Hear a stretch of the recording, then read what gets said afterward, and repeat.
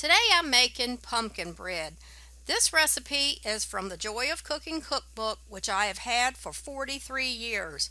I have always made this recipe as written, with the exception that I double the recipe and make 3 loaves instead of what should have been 2. I'll put the doubled recipe in the description box below. The first thing you need to do is preheat your oven to 350 degrees. Then grease 3 loaf pans. I always grease mine with shortening, and for those of you who live in countries that don't sell shortening, it's basically a vegetable oil that is solid at room temperature. If you don't have shortening, you could use lard or butter or an oil spray. I keep a brush in a baggie just for this job.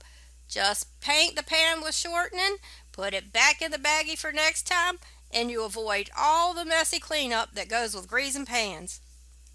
Now in a large bowl, sift together 3½ cups of all-purpose flour, half a teaspoon of baking powder, 2 teaspoons of baking soda, 2 teaspoons of salt, 1 teaspoon of cinnamon, and half a teaspoon of ground cloves.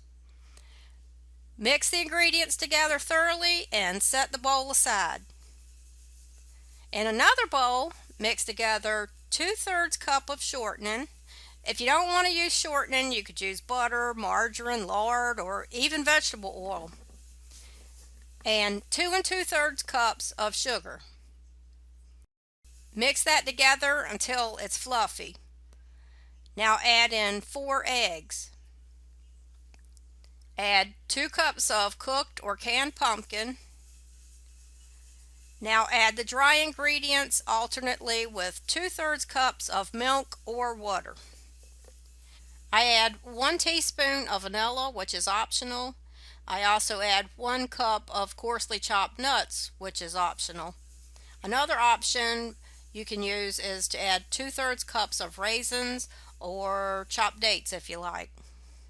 Pour the batter into the greased pans and bake for about 1 hour or until a toothpick or wooden skewer inserted into the center comes out clean.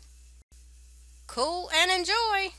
Always slice up 1 loaf of the pumpkin bread for eating now and freeze the other 2 loaves for later. It freezes beautifully.